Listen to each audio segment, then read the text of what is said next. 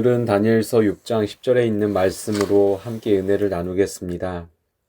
다니엘이 이 조서에 왕의 도장이 찍힌 것을 알고도 자기 집에 들어가서 윗방에 올라가 예루살렘으로 향한 창문을 열고 전에 하던 대로 하루 3번씩 무릎을 꿇고 기도하며 그의 하나님께 감사하였더라.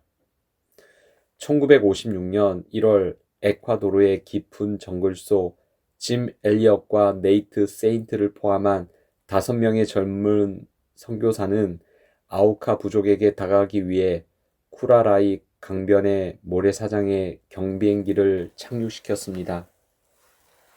조종사 네이트 세인트는 정글로 떠나기 전 아들 스티브에게 약속합니다. 아우카 부족이 공격해도 우린 총을 쏘지 않을 거야. 우린 천국 갈 준비가 됐지만 그들은 아직 아니지 않니? 아들은 아빠에게 우린 당신의 친구입니다 라는 원주민 말을 가르쳐주며 꼭 전해달라고 배웅합니다. 정글 모래사장에 착륙한 선교사들에게 원주민이 창을 들고 달려들었습니다.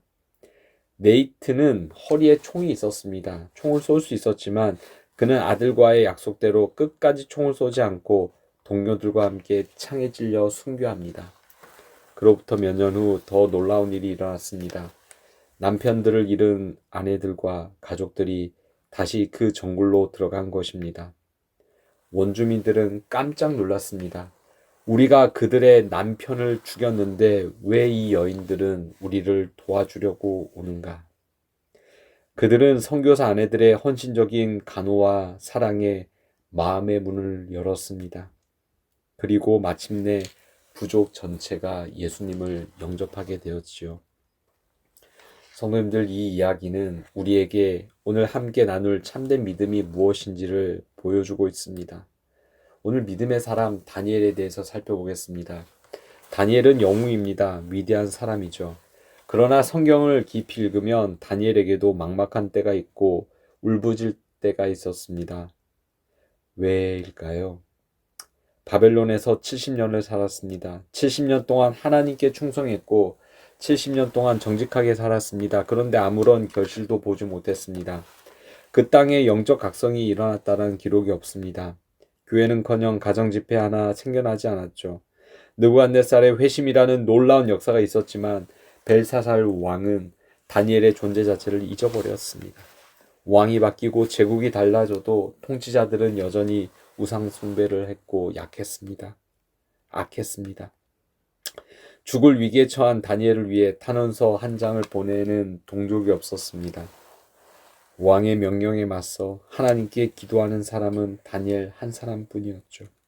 그의 믿음이 거둔 결실은 질시와 무고 그리고 고국으로 돌아갈 수 없는 고령의 나이뿐이었습니다. 다니엘의 인생은 성공한 인생이었을까요? 이런 인생 계속 살아야 됩니까? 성경은 말합니다. 믿음으로 살아야 된다라고 하는 것입니다. 선지자 왕 541페이지는 이렇게 기록합니다. 다니엘은 금령을 만드는 그들의 악의에 찬 의도를 재빨리 알았으나 조금도 그의 행동을 바꾸지 아니하였다.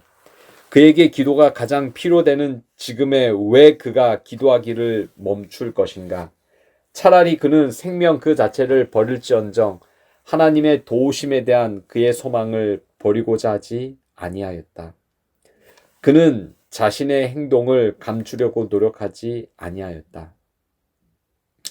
성도님들, 모든 사람들이 부정행위를 하는 시험에서 나 한 사람이 정직함을 지킨다고 그 사회가 깨끗해지고 바뀔까요?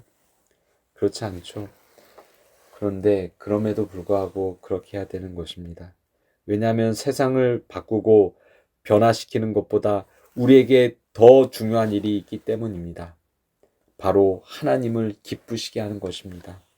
우리의 정직함이, 우리의 진실함이 세상을 바꿔서가 아니라 하나님을 기쁘시게 하기 때문에 가치 있는 것임을 잊지 마십시오. 다니엘서 6장은 바벨론 성의 수많은 사람들의 이야기와 기록이 아닙니다. 70년 동안 아무것도 바꾸지 못했던 다니엘, 자신을 위해 구명 운동을 펼칠 친구가 없었던 다니엘, 동족에게조차 외면당했던 다니엘, 그러나 끝까지 하나님을 의지하고 믿음으로 걸어갔던 그 한 사람에 대한 그 기록이 적혀 있습니다. 제가 처음으로 뇌경색을 경험했을 때 보이지 않는 막막함이 있었습니다. 제 마음속에 이런 생각이 들었죠. 과연 목회를 계속할 수 있을까? 그럼에도 병원에 있을 때 하나님 안에서 희망을 찾고 병원 안에 있는 주변 분들에게 희망의 사람이 되고 싶다라는 생각이 들었습니다. 그래서 재활치료 받을 때 그저 앉아서 시간을 보내는 것이 아니라 최선을 다하여 회복하기 위하여 누군가에게 희망이 되기 위하여 노력했습니다. 하나님께서 희망을 저희 마음속에 넣어준 것 같습니다.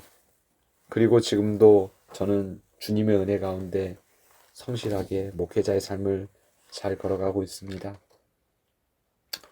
저는 하나님이 마침표를 찍지 않는 이상 내가 마침표를 내 스스로 찍지 말아야지라는 생각을 가집니다.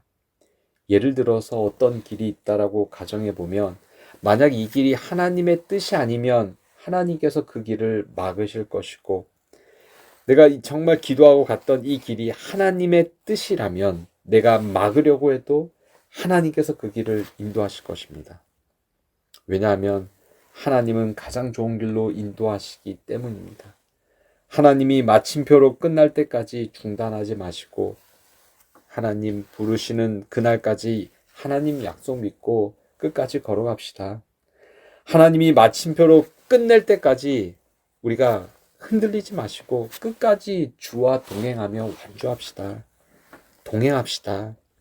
그 마침표는 하나님이 찍는 것이지 내가 찍는 것이 아니지요.